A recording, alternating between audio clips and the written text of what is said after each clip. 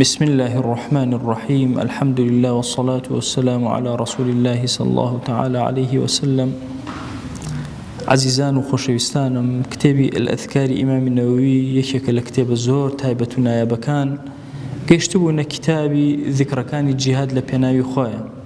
ديار الجهاد لبناوي خويا كومال أذكار وكومال آدابي تايبتي خوي هي كلام كتابه بياني كردو وزور ضرورة مسلمانان أجان ليبي لعل رب العالمين رجع دري خير لمسلمانان أكاتوا لميدان الجهاد أم آدابنا جيكن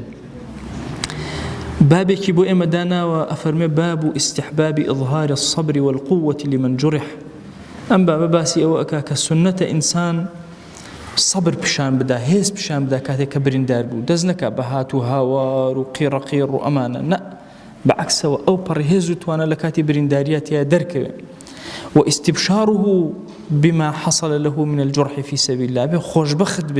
خوشبختي درب بره مجدبا بران بركاني الحمد لله لبنا يخويا دسكم برا قاتشكم برا برين دار بوم وبما يصير إليه من الشهادة تلخوش ببوي كبر والرقاي شهادة أروا سرور بو درب بره أو هيك شتيكيتياني أو مطلوبي إمي نهايتي أملي إمي غايتي برسياري إمي الأخوة هاوار كوتاكي أميكا بشهادته بقينا وحضوري خواه جل جلاله. آية مباركة هنا أفرمي ولا تحسبن الذين قتلوا في سبيل الله أمواتا نكن واقمان كان أواني لبينا يخوايا أكجرين أوانا مردبن بل أحياء عند ربهم يرزقون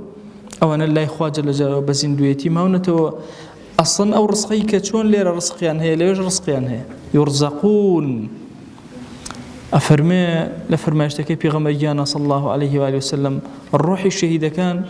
لنا قفصك بعرش وهلواسر الرزق أوان بريتي لو أذكاروا أو أورادانك إخوانا جري وجري أوان أذكاري أوان روحك أوان برؤية أروى بوي هسناكن بوي كأكجرين هسناكن بوي بوي شوين يكتر أروان أفرمي أمانا فرحين بما آتاهم الله من فضله خوش حال زور بوي كخوي قرر شهاتي بقسمة كلن ويستبشرون بالذين لم يلحقوا بهم من خلفهم حتى أصلا مجدأدا بواني كبيان نقيشتون لدواي خويان ألا خوف عليهم ولا هم يحزنون هيج خفتوا غمتا النبي يستبشرون بنعمة من الله وفضل وأن الله لا يضيع أجر المؤمنين مجددا بو نعمة قوريك الأخوة بو فضل قوريك أخوة قوري لغا المجاهدة كل لغا الشهيدة كرديتي أو أنا جوابي خدا وفي غمبري أن داوة الذين استجابوا لله والرسول من بعد ما أصابهم القرح لكاتي الزحمة لكاتي إيشو آزارا جوابي خدا وفي غمبر أدنى وصلى الله عليه وآله وسلم للذين أحسنوا منهم واتقوا أجر عظيم أو أنا أنك أهل إحسان خدا بينين أوانيان كتقوى كارن أجر باداشتي زور قوريان هي أوان بون كاتك بيان وترى إن الناس قد جمعوا لكم فاخشوهم هم سرزي وتانكو بترسن ها فزادهم إيمانا وقالوا حسبنا الله ونعم الوكيل أصلا كاتك هم سرزيكو أوان إيمانا بتوتربو وتيان بس خداما بس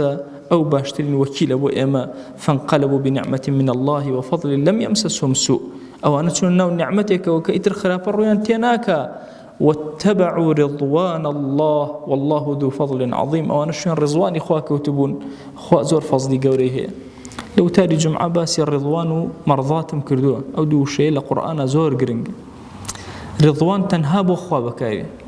مرضات بو إخوة وغير إخوة بكاري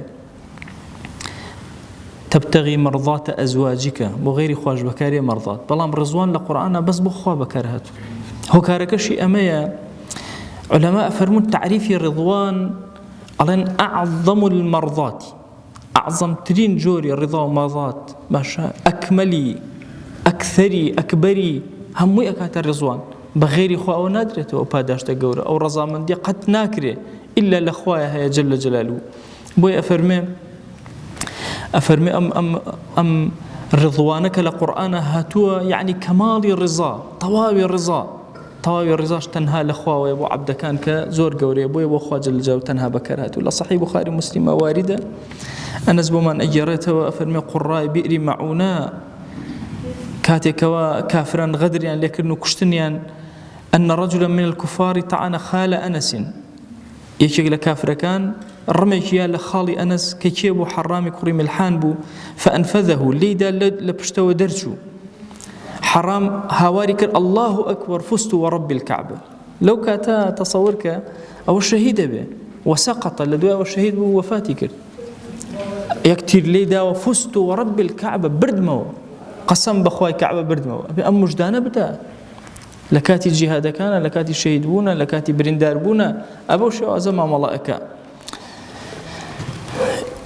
ئەگەر مسلمانان زاڵبوون بەسەر کافرانە چی بکەن ئەفەرمێ کورە ئەبێ زۆر شکری خوا بکەن زۆر سەنای خوا بکەن کورە هەموو بڵێن ئەو فەزلەی خوا بوو بە حەول و قووەتی ئەو بوو نەسر تەنها لای ئەوەیە قەت باسی خۆیان نەکەن ئیعجاب بە ئیشەکەی خۆیان نەکەن هەمووی بدەنەوە لای خوا جەل جەلالوه ئەوە نەسرەتێکە خوا عەتای کردووە زۆر جێی ترسە ئەگەر بێت و بیدەنە پەنای خۆیان ويوم حنين إذ أعجبتكم كثرتكم فلم تغن عنكم شيئا ڕۆژی حونین پێتان وابوو زۆرن و ماشاء الله جێشێکی گەورە و وتیان ئێمە 300 کەس بوون کەس دەرەقەتمان نەئەهاو ئێستا 12000 کەس 12000 جێش و ئەصحاب و لە خزمەت پێغەمبەر صلی الله عليه وسلم وتیان ماشاء الله ئێمە کەس دەرەقەتمان نایە بەڵام شکستێکی زۆر گەورەیان هێنا کە أفرمي وضاقت عليكم الأرض بما رحبت ثم وليتم مدبرين كور أوزي بانو بورتان ليبو بتشوك بو باشا يعني إلى خما لكردواري علين ليدبو بكنا مشك باشا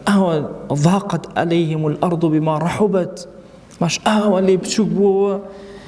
إيه ثم وليتم مدبرين چنك زوربون پشتان كردو راتان كرد إلا چند صحابي كم نبي لخدمة پیغمبر صلى الله عليه وسلم لو تركان ترى باسم كردو كلا خدمة يمانوا و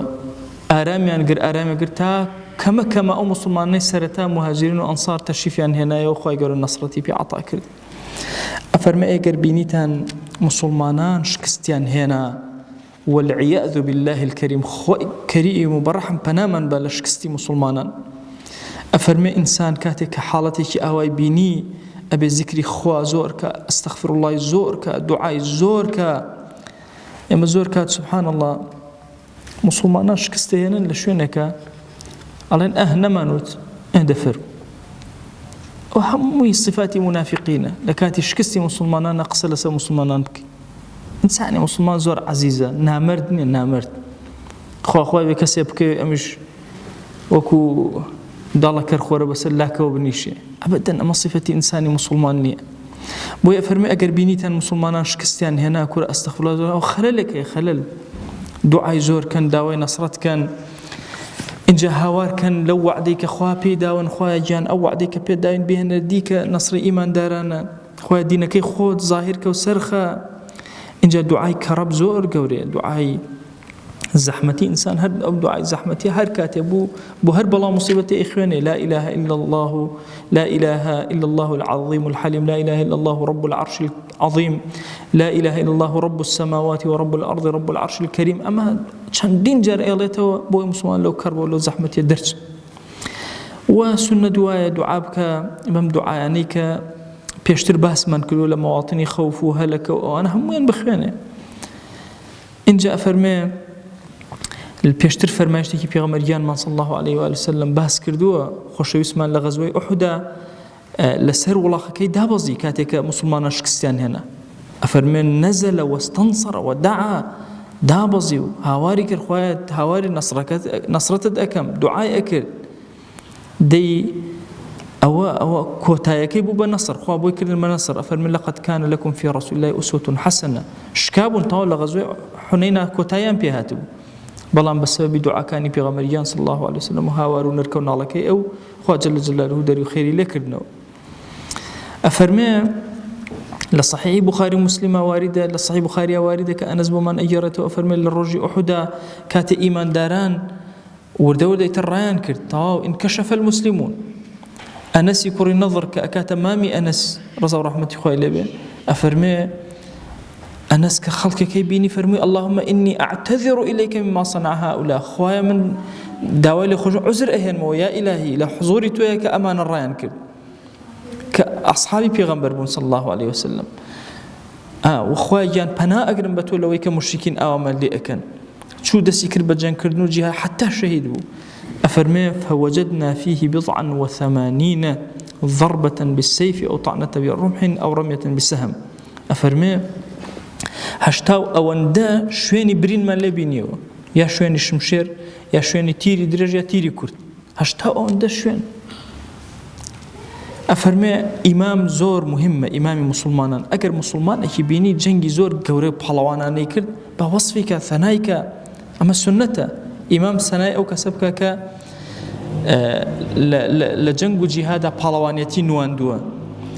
أفرمي لصحيح بخاري ومسلم سلم يكوري أكو عبو من أجرته واحد سكدور درجة كاتي هيرشيان كرد سر مروا مالاتي مدينة وبردنيان إنجا أصحاب هيرشيان كردو أمانة بلاماريان دان ليان ورقرتنوا سلماء أبي قتادة وأنا بدوانا روشتن زور جنگي جوريان كرد خوش اسمه صلى الله عليه وآله وسلم كجرانا وفرموي خير فرساننا اليوم أبو قتادة باشترين فرسانا كان أمر من كجنجيان أكرد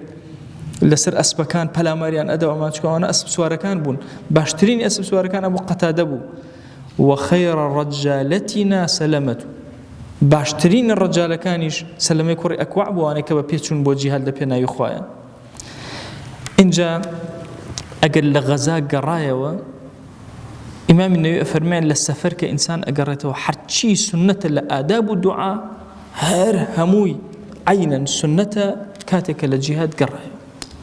أفرمان بويا باسي ناكم لبابي السفرة باسيك بمكو تايه هنا ببابي الجهاد وكتاب الجهاد اتر أشين سر آداب كاني سفر ومسافر